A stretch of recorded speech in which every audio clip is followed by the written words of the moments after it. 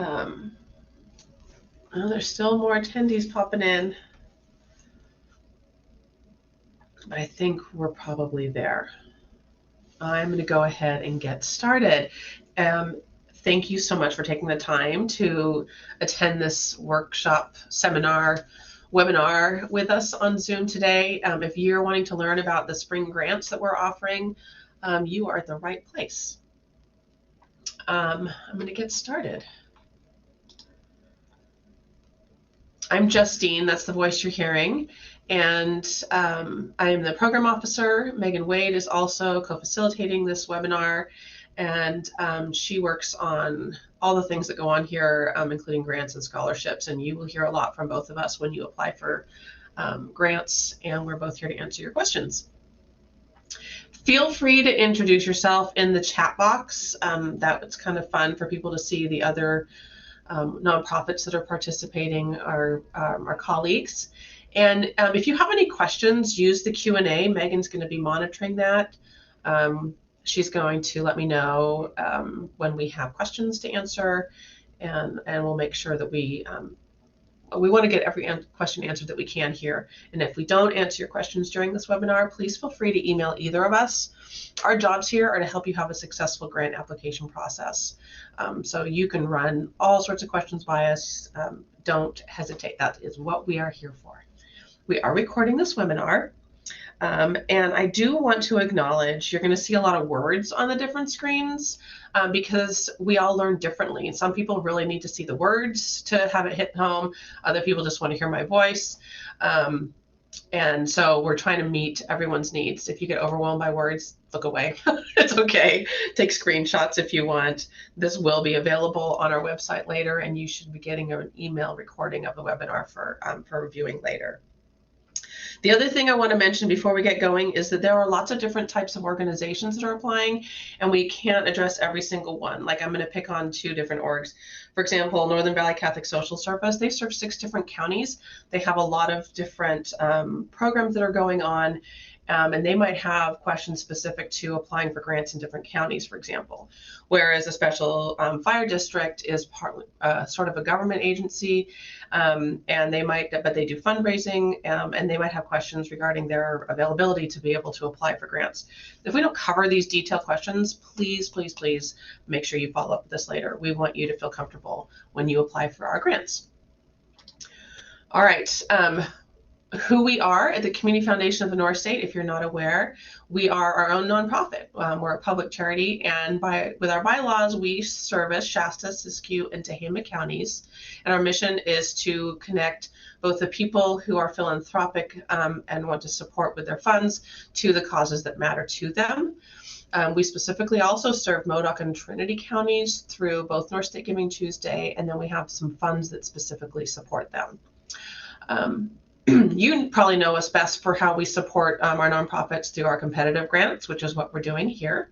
We have donor advice funds. Sometimes you'll get an email or a call from me saying, hey, I have a donor who wants to support your organization with a grant. Those are donor advice funds. We have scholarships. We do North State Giving Tuesday. We do Jumpstart. We do disaster relief.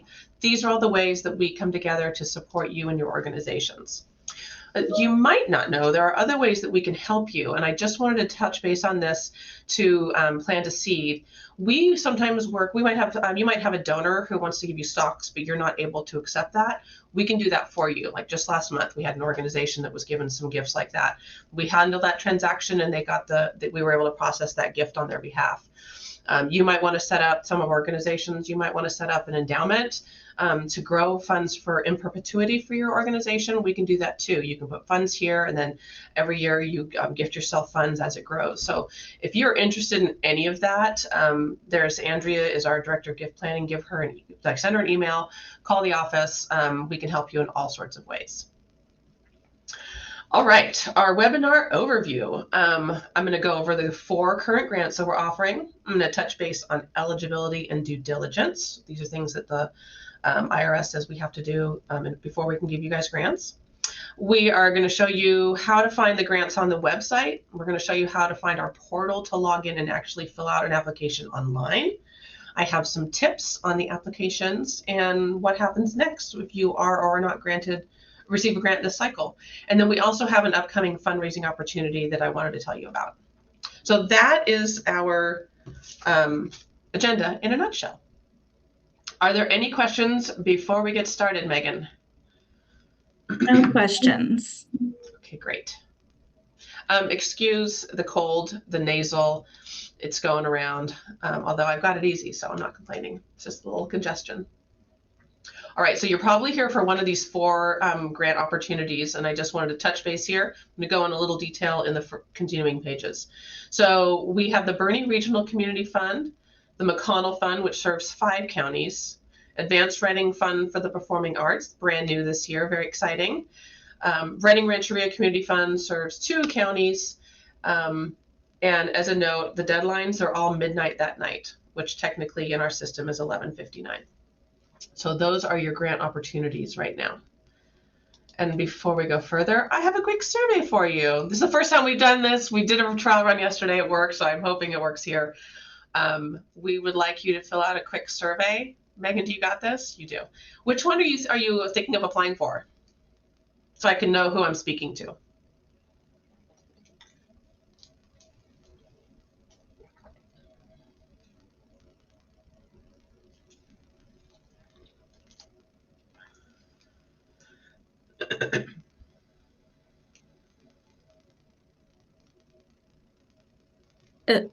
It looks like we got 70% answers in so far. Well, there's more coming in. Sorry. No, you're good. The majority is the McConnell Foundation. Right underneath that is the Reading Rancheria. And then you have a few for Boerne and slightly less for the Advanced Reading. So mostly McConnell. Okay, that's super helpful. Thank you. I'm going to go ahead and end the poll. That just helps me as I'm speaking to you guys what my audience is. Okay. Close. Did that work? All right. Are you seeing Boerne Regional Community Fund? Are we good? Okay. All right. So just to touch base for the 21% of you that are here for the Boerne Regional Community Fund. All this information I'm sharing, you will find, we're going to show you later, is also on the website and on the grant applications. These grants from Boerne are for general support. You don't have to have a specific grant project with a budget. We are not allowed to award these grants for schools or organizations that support schools. Of course, we can't grant to individuals. The churches and land purchases, all these things are not allowed with the Boerne Regional Community Fund. Here's your grant range from $1,000 to $7,500. And as I mentioned, there is no project or timeline. It's just general information that we're going to be asking about your organization and the work you do. The McConnell Fund, the majority of you here for this, this serves 5 different counties. So you'll be asked to say which county you're serving with this grant you're applying for. Shasta, Siskiyou, Tehama, Modoc, and Trinity.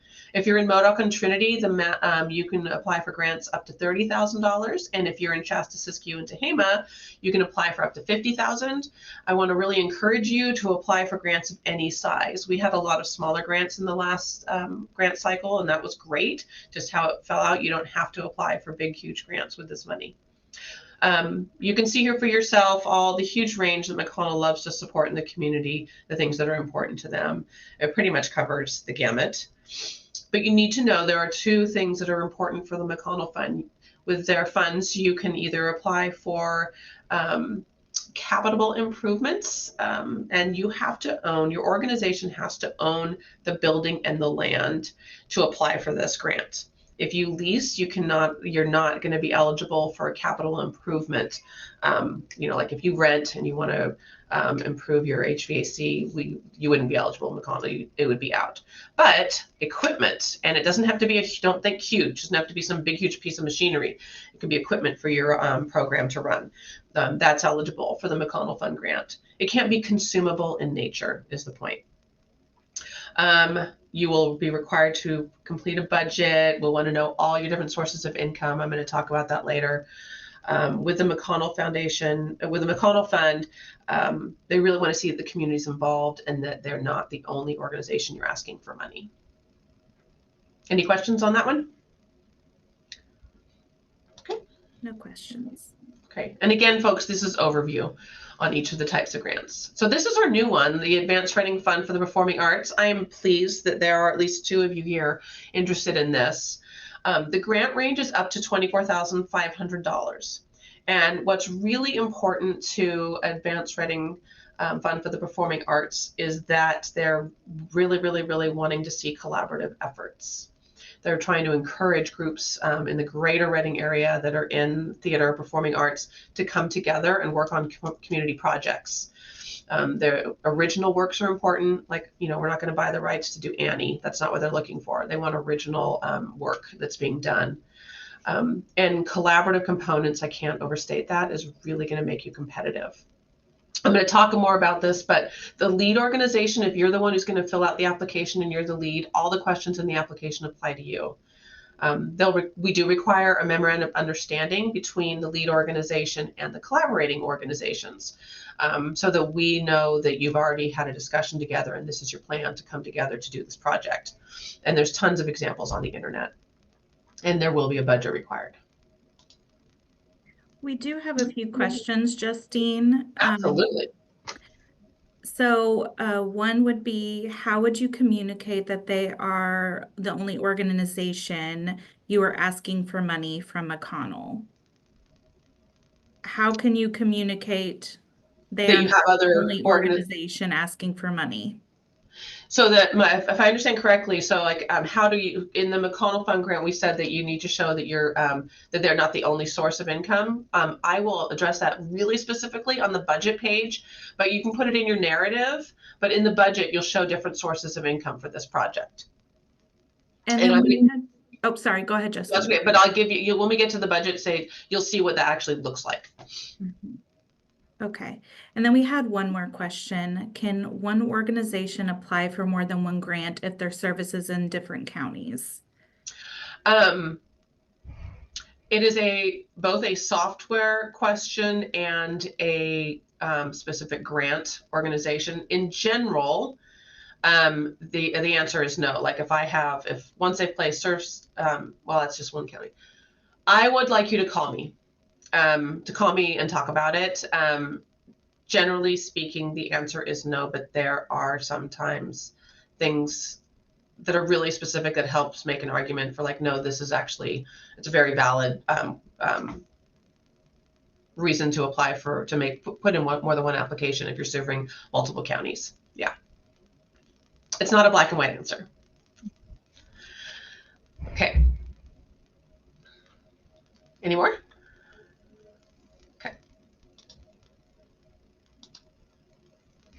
I love the questions, by the way. That's very good.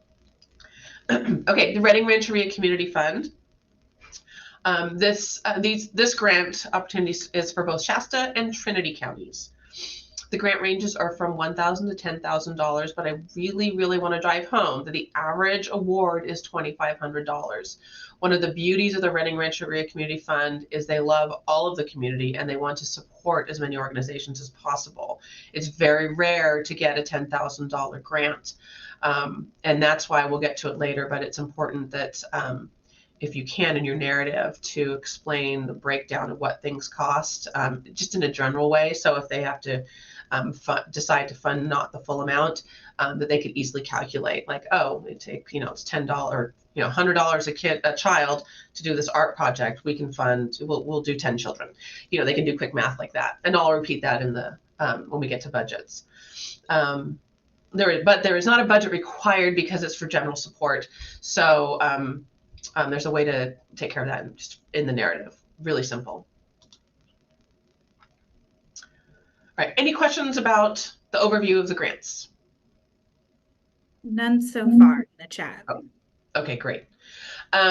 Then for eligibility, real quick, these are all things that are dictated to us by the government, that we give grants to either a 501c3 tax-exempt public charity or a public entity like a school, fire department, a federally recognized tribe. If you're fiscally sponsored by a nonprofit, or you're fiscally sponsored by a public entity, that also. So you might not be a nonprofit yet, but you're doing this charitable project and you could be sponsored.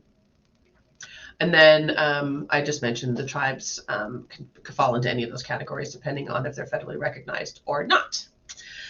What's really important too is if your organization's in good standing. So first of all, do you have any late to past due reports with us here at the Community Foundation?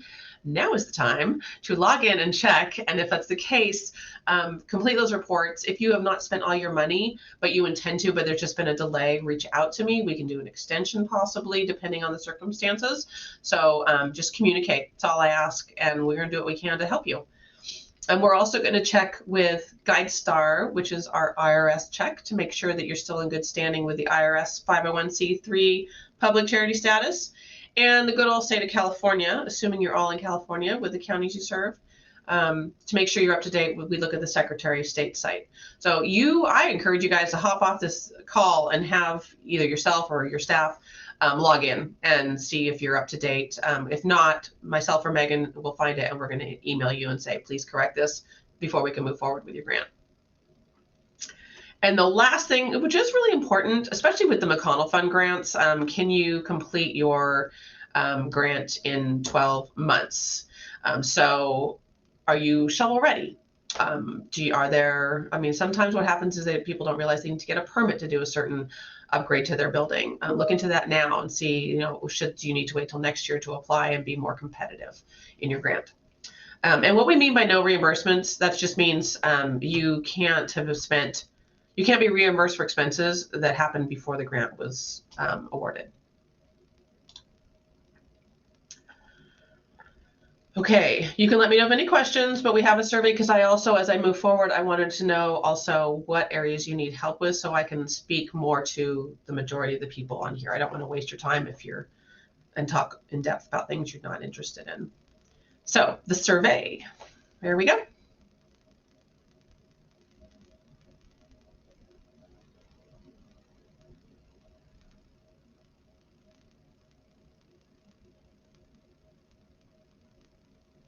If you put other, would you mind putting that in the Q&A so I can see what it is?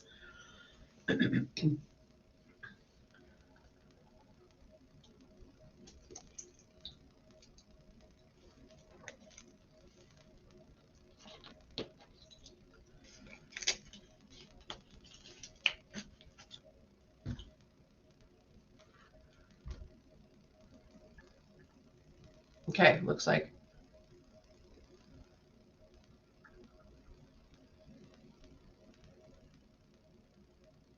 Yeah, it looks like it's across the board mostly, but describing the project and the development, the budget is a big.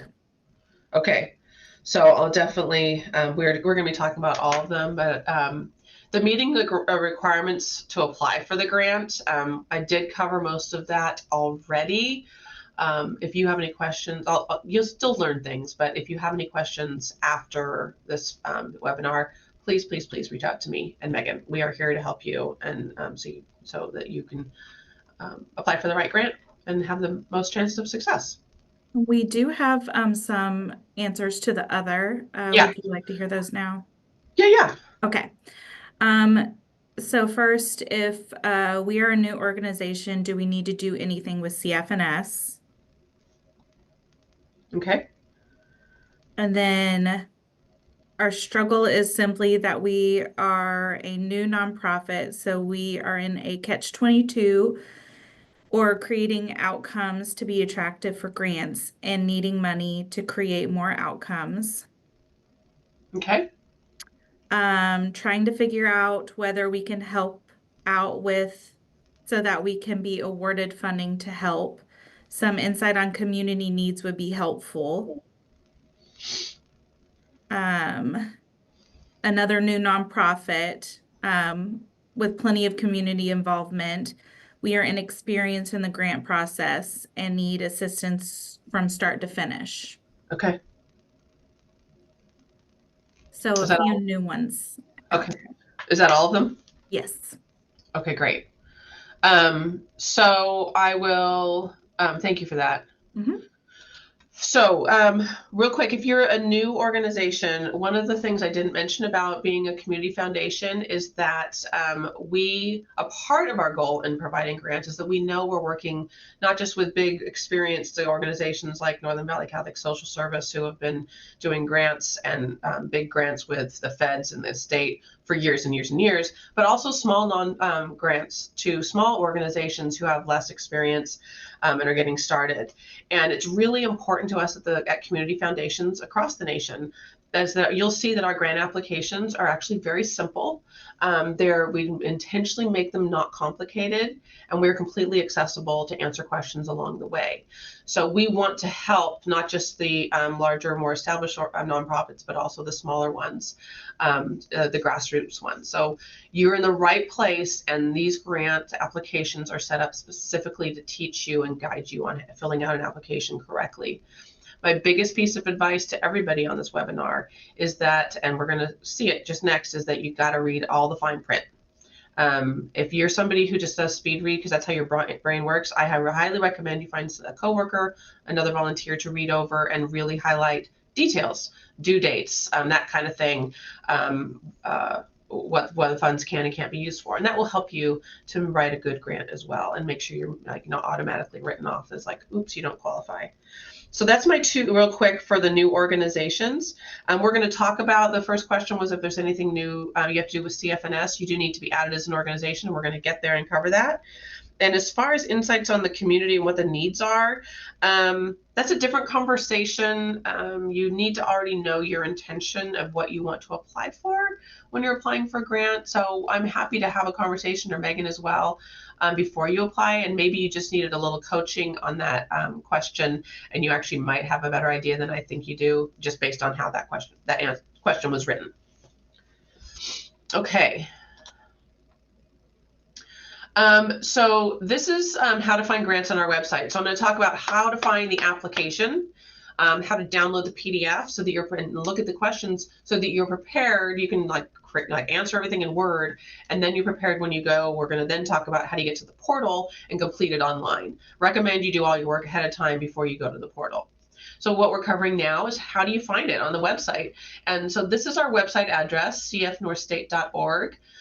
There is a grants button. If you just go there, you'll see a grants button, and then another sub one. Instead of there's both scholarships and grants, you click grants, or you could just put this in your browser, whatever suits your fancy. And this will get you to our grants page, and I want you to scroll down till you see what grant opportunities are available. And you can filter. You can say you want the open applications that are currently being accepted right now. You can do a drop down on the counties and click just your county, and then click submit, and then it'll just only show you the things you filtered. For our example here, I have Boerne Regional Community Fund that I personally am interested in. So I clicked my Read More button, and this window popped open. So this should look familiar, this first part. We covered this in one of the earlier slides. So the information here is accessible on the website. If you want to see what kind of grants have been awarded in the past, then you can click on any of these for the last 3 years of the grants to give you an idea. Don't look at this deadline. This was not, I did this before I updated on the website. So this is not the correct deadline. The correct deadline is on the website. So right now we want to look at the application. So we're going to click preview application questions. Don't be overwhelmed by this screen. I promise it's not as much as it looks like. This first purple box is what you will see when you've clicked look at the application. So I wanted you to see like whatever the grant name is here, and it'll have all the information. It'll have every single question, page after page, that you could possibly be asked when you complete the application. On my computer, people sometimes say, how do I download it? This is how you download it on my computer. I have that little drop down arrow for my downloads, and then I save it on my computer, right? So that's how you get the PDF. A word of caution, because when you do this, every question that's every potential question comes out in the PDF, whereas when you answer some questions online, they feed to only certain other questions. And I'll give you an example. So when the very first question you're going to be asked is, what kind of organization are you? A 501c3, a public entity, or a fiscally sponsored project? And when you fill it out online, it will automatically filter the next set of questions that apply to just a 501c3 or just a public entity. But when you print the PDF, it doesn't filter, it just shows you them all. So I just really recommend that you look at every question in the PDF form and say, this is if you're a 501c3. This is if you're a public agency. This is if you're a fiscal sponsor. And then you just answer the one that's for you. You can just like ignore the others. I get emails on that and questions on that, which is why I'm focusing on it. So that's a little tip for you, that not every question in the download applies to you. Every red asterisk question is required. And again, I just want to say that if you're not the person who sees details, find a friend who does, especially like in this grant information and parameters. There is so much goodness in here about how do you meet the grant requirements and write a good grant. They're all in here, all the little nuggets. Example, this is the Advanced Writing Fund for the Performing Arts. I can't overstate it. Collaborative components are strongly encouraged. The lead organization submits the application. You need to do MOUs, like again and again. Here's the maximum grant amount. So this part, do not overlook it. Don't skim it. This is good stuff. Okay, so you're going to go through your whole application and you're going to like write your stuff up in Word and Excel to do your little budget if you need to, and then you're all ready. Maybe you've called me with questions for clarifying, or Megan, and then you're like, okay, I want to go to the portal and I'm going to get started on filling it out online. So how do you do that? So you go to, do I have any questions? Sorry, Megan. You actually do have a good question. Somebody here in the chat was asking, they have a chamber being a 501c6, Yes. but they also have a 501c3 chamber foundation. So Yes. they wanted to clarify whether they need to apply with the 501c3 sponsoring the project of the chamber itself. My recommendation is to apply as the foundation, because that was the intent. Like, don't apply as the chamber, and that would be my recommendation without knowing all the details, is to apply as the foundation. Yeah. And then one more. So can local governments apply for the McConnell Foundation? So it's there are some very specific guidelines. It needs to be, let me tell you.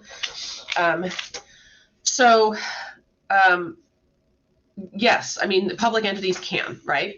But there are some specific guidelines, and I'm just going to give you this sentence, and I think it'll help a lot. And then you can call me with more details. We can talk about your specific one. So projects that are community-based, and you can demonstrate that what you're wanting to do is over and above essential government services, and that no taxpayer dollars are going into the project, then you would most likely be eligible to apply for the grant. That was a specific response to the government special district projects, like regarding fire trucks, but that really it is the concept for all of the government funded government things. So there are parts of government entities that they can apply themselves, but the project needs to be, it can't be like supplementing taxpayer money type of thing. So like some special districts have a fundraising arm, and so this area does get into a lot of gray area, and I really encourage you to call. And if I need clarification, I will find out, because I want to give you the best answer, not waste your time, but encourage you to apply if it's appropriate. You can get the funds. So does that help? Are there follow-ups on that? No, that's perfect. Thank you. Mm-hmm. Okay, great question. No such thing as a bad one, though. I just want to say that. Okay, so now you're ready. You've got all your stuff prepared. We've talked, and you want to go and find the portal to log in and apply for a grant. So again, you go to our website with the cfnorthstate.org/grant/grants. And then I want you to scroll all the way down until you see Visit Our Grants portal. Okay, and it looks like this. So right now you're going to see this here, and you're going to come down and click Visit Our Grants portal. This is one way to find the portal.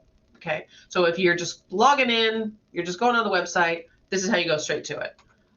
But maybe you were working on that Bernie one earlier and you're back in here again for whatever reason. You can click here to apply. It does the exact same thing. we clicked preview application last time in the example, you could also click here to apply, and it will take you to the grant portal. So 2 different ways to get there. And of course, the best way is once you're there is to bookmark it, and then you don't have to go through our website. Okay, this purple box on the left, that is your login page. That's what you'll see. If you've logged in before, you know to put in your email address that's set up on the account and your password. And if you've forgotten your password, click forgot your password. That's common sense. So if you've already logged in, you're good to go. Sometimes there's turnover in staffing, and you might have a new person that's doing the grants this time. You need to have your own unique login. Don't share email addresses. Each email address has its unique login. So I've said it. Okay, I'm gonna like trip on my tongue if I continue. So you need to create a new login if you're the new person with your own email address. If you have never, as a new user, have never logged into the grant portal, call our offices our office, so we can set you up on an account. We add you as a user. When to create a new account, create a new account is not for a user, it's for the actual organization. And we really, really, really want you to stop and pause for your new organizations that are here. If there's the slightest chance that your organization had received a grant from us before, or maybe you were looking at one before and you might have a login from before, we've already created you in our system. Maybe you've participated in North State Giving Tuesday, I don't know, Jumpstart. Stop. Do not create a new account. In fact, I recommend, even though that's here, that you don't click it. First of all, it's easier if we do it for you. You'll have less questions and have to upload less documents. We can just walk you through it. And also we can verify that you actually don't already exist in the system. That's my advice. Call us to create a new account if you're a brand new organization, and call us if you've never logged in before, and we'll give you a user login. Pretty simple. But that's what the page looks like. And then with the competitive grants, you will then be prompted to fill out an eligibility quiz. And what we do this so that in case you miss something, to make sure that you are actually eligible for the grant you're applying for. And it looks like this. This is my little test organization. And for Boerne Regional Community Fund, I would start the eligibility quiz. Sometimes people make a mistake when they're filling that out. It's only like a handful of questions. It's less than 6 questions, I think. And you might make a mistake. Totally normal. It's a human condition. We make mistakes. Call us. We can reset it. Don't worry. Don't worry at all.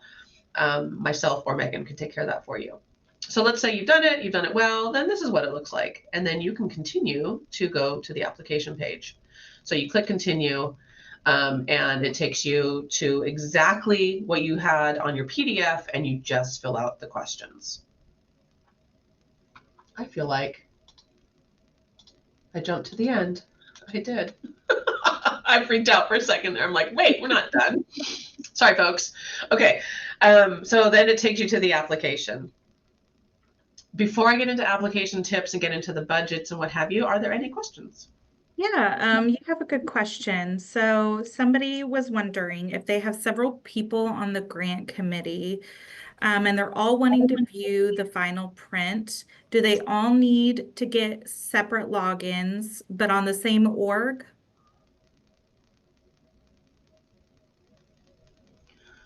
Well, first, okay, so officially everyone's supposed to have their own login. But if you're just wanting them to view the final one before submitting it in, I mean, that's sort of your own internal call if you wanted to share your login. I mean, I'm not supposed to, I don't promote it. That's my official take, is don't share your login. That's a rule, right, that we're taught. There is a collaboration button that when you're setting up the grant, you can invite people to collaborate. So you can do that. And when you do that, it follows you through, and there's even like a button you can click with a video to watch how to do it. And of course, we're totally here. So I think I would do the collaborate button and let them look at it. We are here for any technical assistance. So if that's not working, if you get to that page and you're like, I don't know what Justine meant, call us. We will help you. We'll make sure. And if we need to add multiple people as users, we will. That's fine. We want to make this successful for you. Any other questions?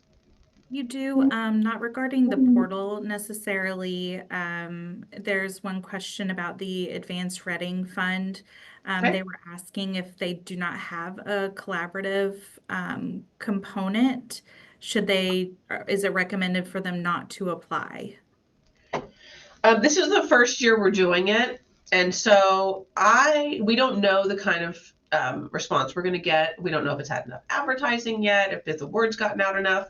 So if there really isn't any way to collaborate with other theater performing art groups, then if it's me, like it's not that hard of an application. It hones your grant making skills. I'd say go for it. The worst that would happen is you don't get it. It's like, so there's no harm in applying. You definitely won't get it if you don't apply. So that's my advice, is I would submit it anyway. My first thing is really, really engage and see, like, how could I collaborate with, the whole point is to try to get groups to come together, maybe think outside the box. But definitely submit it anyway. Thank you. Yeah. Okay, I'm going to give you some application tips. The first is we want you to keep it simple. Kind of like what I mentioned earlier, that we're a community foundation. We recruit people in the community to be on the panels to evaluate the grant applications. There's a training process we go through, and we have a whole, good grant making that we cover, and I coach them through the whole way. So because they're reviewed by community members, first of all, you have permission to please keep it brief and keep it simple. I don't encourage you to use work jargon to make yourself look smart. You can use it in the context that you actually explain it to the reader. Are you talking to a 5th grade classroom? It's like, if you want to learn something, pick up a book for a child and then you'll learn it really well. With that framework in mind, is how you should approach how you explain things. If you use acronyms, it's fine, but explain them the first time you use them. You don't have to write to character limit. You don't have to fill the page. You do need to make it that you're explaining yourself well enough, though. And there's a balance there. And we usually see it done very well. We see good applications most of the time. For the project name, that's like a one-liner. People get hung up on that. And they might write like 3 sentences about like why this is so important and impactful and what have you. This is really just you're very simple. We use it on the checks. We use it, it's on the top line of the grants in your portal. So we want you to keep it really simple, just a real quick who, what, where. So if you're doing a project grant, this is the example I used in the Advanced Reading Fund for the Performing Arts. So for example, you could just say something like, to create an interactive street theater project in downtown Reading. Do I know who the players are? No. Do I know when it's happening? No. Do I know what theater? No. That's not what it's for. Do I know like the positive impact that's going to come out of it? No. I don't want to know that in my project name. I just want a quick 1-sentence phrase summary. For general support, that can be literally for general support, or it could be a little bit more specific, so that way it's helpful if you have multiple general support grants in the portal. Some organizations do get support, little grants from different organizations for general support. In this case, you could be like, well, actually it's for general support to offset my rising horse care costs. I'm going to use it to buy feed and stuff. So that's good, because then it reminds us, oh, that's what this grant's for. Just a little reminder. If you have questions about it, let me know. Okay, I know there's not a lot of people on here for the Advanced Reading Fund for the Performing Arts, and I have spoken a little bit about it, but because it's the first time, and you might share with people when you get off here, community is a small county. Reading is a small community. This is for the Greater Reading area. You might share this with other people when you get off this call. So again, it's collaboration is really recommended. The lead organization applies for the grant. And budgets, which we'll see in a minute, should demonstrate, the best you can, which organization of the collaborators are having the different types of expenses, so that we know like kind of how the money's going to be spread. And remember to do the memorandum of understanding. Okay, so I have some more tips. So we have project-based grants and we have general support grants. And the project-based grants, those are in this case, the McConnell Fund and Advanced Reading for the Performing Arts. So in this, we're going to know why is this project needed, the impact it's going to make, how much will it cost, the timeline, all those things. It's a more planning, more specific, what's going on, why you need it. So a little bit more about the McConnell Fund, because I know a lot of you aren't here for this. So the McConnell Fund, to make a strong application, first of all, you want to demonstrate that you have community support for this project. And you do that both in your narrative, but then also in your budgets. And I have in this next screen, you're going to see a specific example. For the McConnell Fund, they don't want to be the first money in most of the time. I mean, there's always exceptions to the rule, but they want to see that the organization itself has buy-in with funds. Maybe you have volunteers who are donating time and money. Time and energy. You have donations outside of this. Maybe there's another grant that you have that's towards this project. And a really competitive McConnell Fund grants, they're the last money in. Like this will make it like we can move forward now, and they're the cherry on top. Like this is going to make it so special. Like we could buy new windows, but if we had money to buy these really special windows, then it would be like the ones that like you don't have to have the curtains, but it reflects out and it reduces the energy by this grade, and like all these different things. You make it like this grant would really put us over the top. It doesn't always happen. I'm just saying these are like the best of the best. Like that's like really that makes you the most competitive. Are there any McConnell Fund grant questions? No McConnell Fund grant questions. One more for the Advanced Reading one. Is Tehama County excluded for this first time? It is. Okay. I thank you for that. I actually did not say it on that first screen.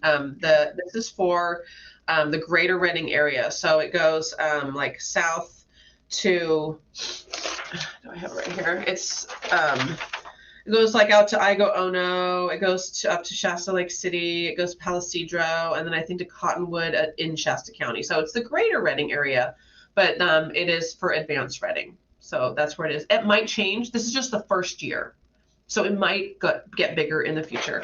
But when you're doing something for the first year, I think it's important to make it manageable because you don't know what you're going to get. Mm-hmm. Yeah. So stay tuned, Tehama. Okay, so anything else about Advanced Reading? I've already really talked about that enough. I mean, I'll answer more questions, but I don't need to repeat what's on the screen here. Okay, so general support grants. This is the Boerne Regional Community Fund and the Reading Rancheria Fund. You don't have to have a specific budget. You don't need to be doing a project. They are smaller grants, the award amounts. We're going to ask questions like, what are you doing this year? What have you been doing for the last year? How would you anticipate using the funds? And for the Reading Rancheria, when I work with the panel every year, they have a few meetings as they go through the process to evaluate the grants.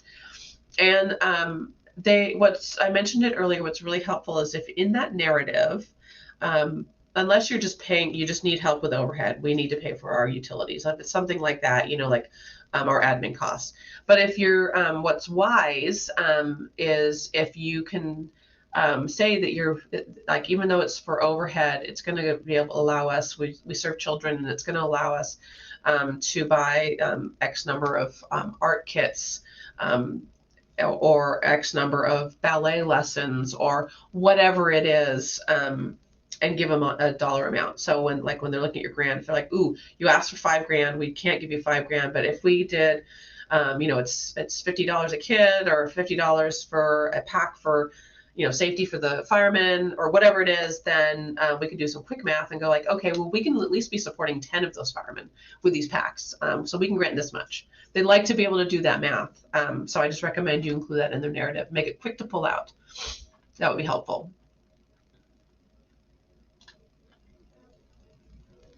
So more on the budget. These are just samples, but I really recommend you take them to heart. I really recommend you make it this easy to flow and follow. So this budget on the left is something that like you would see more for the McConnell Fund. I just want to acknowledge for the budget people, the finance people out there, yes, I put the income on the bottom on this one. Usually you have income first, then expenses. So forgive me. So in this case, you're going to say like, oh, I'm doing some housing improvement. And these are the types of expenses I have, and this is the cost for each. And then down here, you're going to say, these are all my different types of funding that I have towards this. I'm going to geek in and zoom in on vendor discounts. I want you to monetize as much as possible all the community support you have. Make it easy for the grant review panel to see it in black and white. And what I mean by that is, let's say you have a vendor who is going to do a roof for $30,000, but he's going to give you, or she's going to give you, a $5,000 vendor discount. I know that's a big discount, just go with me. So you really, let's say the receipt from the vendor or the quote actually says $25,000 because they're giving you a $5,000 discount. The cost of the roof is actually $30,000. I want you to list that cost up here. And then in your funding sources, your support, this vendor is a community member who is supporting you with this discount. I want you to include their in-kind donation as a vendor discount down here. That's how you demonstrate that you have community support. It strengthens your grant. We can see it in black and white. We don't, that they're doing this. Like if they didn't care about your project, they didn't think it was important, they wouldn't give you the discount. So show it, just like you show volunteers. You can say they're going to paint and tear down and do disposal. If you hired someone to do that, what would it cost? Monetize it. And that really helps with your budget. So let's see. Putting in your own money shows that you have buy-in too. I really encourage that. No matter how small it is, you need to show that you're not just taking, that you're also putting work in.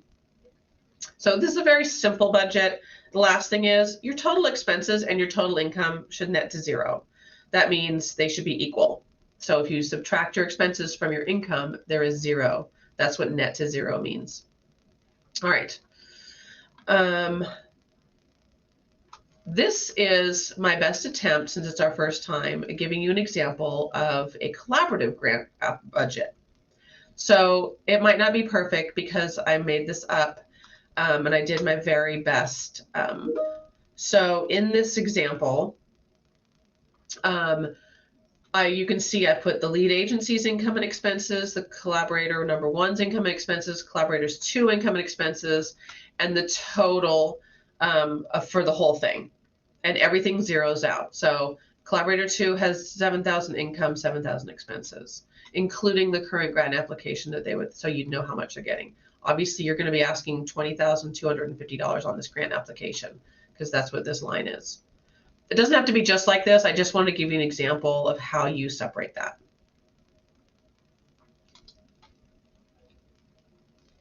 Okay, we're almost done. Submitting the application, you can, when you're filling out that application online, you can stop and save at any time. It's on the last page of the application. It says save application. So you can do that and come back. Just remember to come back before the deadline to hit submit. And then when you've submitted it, you'll get an email. I think you get a pop-up on your screen that says you've completed it. And then sometimes people call me and say, I want to download my completed application. And I don't blame you. So go back in your grant portal, and this application packet is the button that downloads. It's not obvious, so I'm telling you. This is the button you click, and it'll download the application that you just completed. And so you have a PDF of it. If you have any technical questions, any questions at all, please reach out. We are here for you. Okay, so what happens next? I would like you very much, please, please, please, to add both Megan and myself as contacts, because we're going to email you. We're going to email you if we found something with your due diligence. We're going to email you if I need to set an appointment because the grant panel wants to come and do a site visit, or if they have follow-up questions. And there's usually follow-up questions, not always. So please make sure that it doesn't go to your junk mail. That really would be sad if I don't hear back from you. And the grants will, the board, when the panel meets, they make their grant recommendations, and all grants are approved by our board. So basically in May-ish is when we do our board vote. We share the grants with them and have them approve them or not. And so really the entire process is about 3 months. I'm not going to belabor anything, but it's good to be thinking ahead. When you are awarded a grant, you'll get an email with a link to sign the grant agreement in the portal. Until you sign that grant agreement, I can't process your check. Remember, you got 12 months to complete your grant. If anything comes up, let me know and see what we can do to adjust. If we need to push your deadline out by a few weeks or a month or so, whatever, let me know. I mean, you have to give me a good reason, but we want to work with you. We don't want your money back. We want you to do the project for the community. And then your grant report is also really important to share your story with funders who will then maybe continue to make donations. And so we can continue doing these grants. So please take good pictures along the way of your journey. You can take great pictures of youth who, if you don't want their faces, this would be a great picture even if you saw their backs, right? You don't have to see their faces. You don't see anybody's faces here. So these could be clients at a facility that you can't know who the clients are, if they're, mental health facilities or what have you. So you can have fun with your pictures and also honor your client confidentiality. If your org doesn't get a grant, I'm very, very sorry. I know that sometimes happens. It's the saddest part of what I do. But I do want you to know that we're in contact all the time. We have like 178 funds here at the Community Foundation. And a lot of those are donor advised funds that I talked about earlier, and I am in communication with them all the time about unmet needs in the community. So if your grant's not funded, I might share that with them to see if they wanted to support it in some way. Reach out for help. If you want some constructive feedback, if I have it, I will give it to you. But I'm going to be honest. It's a really, really competitive process. And I often don't have constructive feedback as far as like, how could you improve your grant application? If I have it, I'll give it to you. Usually it's just the sheer volume and the most compelling applications rose to the top. Here's your example. Last spring, this time last year, we received over $400,000 in grant requests, and there was $100,000 specifically for Redding Rancheria Community Fund. So you can see what I'm saying is real. Like there's not always constructive feedback. So for you new organizations, it's really important that you seek diverse revenue sources. Grants are one slice of the funding pie.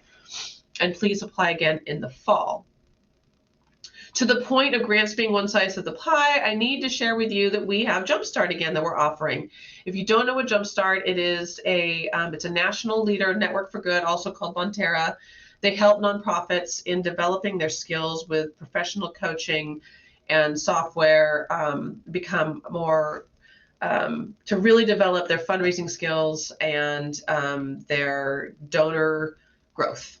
This is our 5th year, I believe, or either 4th or 5th year. We pay for this through grants, so you don't have to pay for it. It's for a whole year of coaching and mentoring. It's really, really good. So there is a webinar, and Megan, are you able to share that? Did you already do that? I just dropped it in the chat. You are so good. In the chat, you will see a link. You have to register for this. So if you might have already received an email from me, but if not, we just put the link in there to register for the webinar to learn more about it.